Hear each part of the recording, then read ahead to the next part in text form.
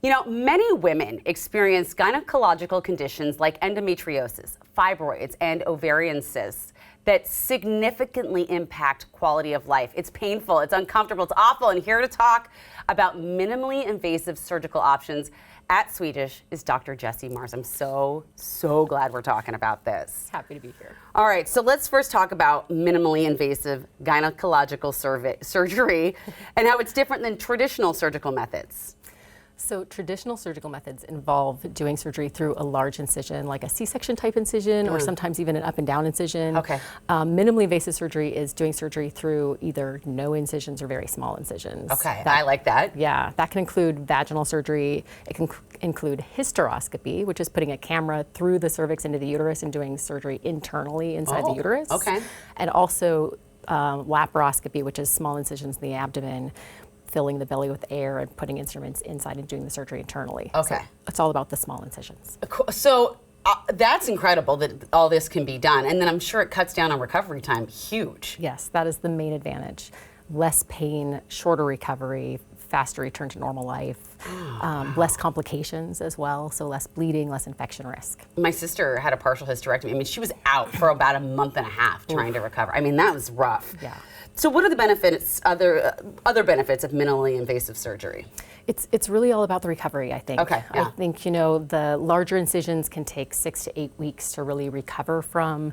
And if that 6 to 8 weeks was spent lying on the couch with my kids doing all the cleaning and their chores, and I got to watch Netflix and eat bonbons, then maybe I would choose that surgery. Yeah. But really, most of us really want to get back to our normal lives. We want to get back to exercise and activities and driving kids to soccer and those sorts of things. And if you're staying active and you're not able to rest, I mean, that's going to cause more complications, right? It can, especially with the larger incisions. Oosh, okay.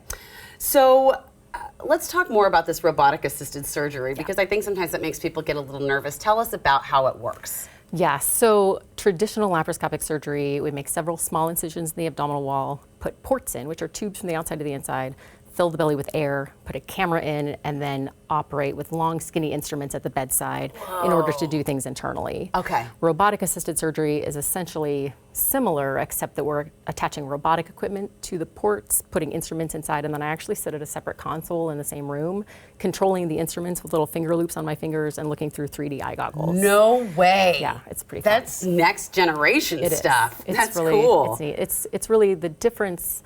Many people can do traditional laparoscopic surgery and do very complicated things. I was trained on the robot. I've been using it since 2008, so that's my preference. So, okay, what are some of the conditions that you are treating? I can't even speak. I'm just so in awe. What are some of the conditions that you treat? Most common? The most common would be probably fibroids and endometriosis. Okay, fibroids and what is endometriosis? So endometriosis is a condition where the inner lining cells of the uterus wind up scattered throughout the pelvis, and they grow monthly and bleed monthly, just like the lining of the uterus does, which can cause inflammation, scarring, painful periods, pain with intercourse, pain with bowel movements, infertility. It causes all kinds of problems. It is hard to diagnose because it doesn't always show up on ultrasound. Right. So really it's a surgical diagnosis. The saddest part is that women often suffer for years before anybody figures out what's going on and offers them surgery. And that's not okay. No, surgery can make a huge difference. Right. Hormones are very important in management of endometriosis, but surgery can really add a lot to that improvement. Where do you think the future of surgery is going when it comes to women's health? I think it's going to be more uterine sparing surgeries. Nice. So things like myomectomy, where we remove fibroids and leave the uterus behind. We do a lot of that already, but many women are only offered hysterectomy versus other options that might retain fertility or retain their uterus. There's some newer options involving radiofrequency ablation of fibroids that can be done laparoscopically or transcervically, and that essentially is done by putting little needles into the fibroid and heating it up, which makes the fibroid soften and shrink. Got it. And the recovery from that's even faster than a myomectomy.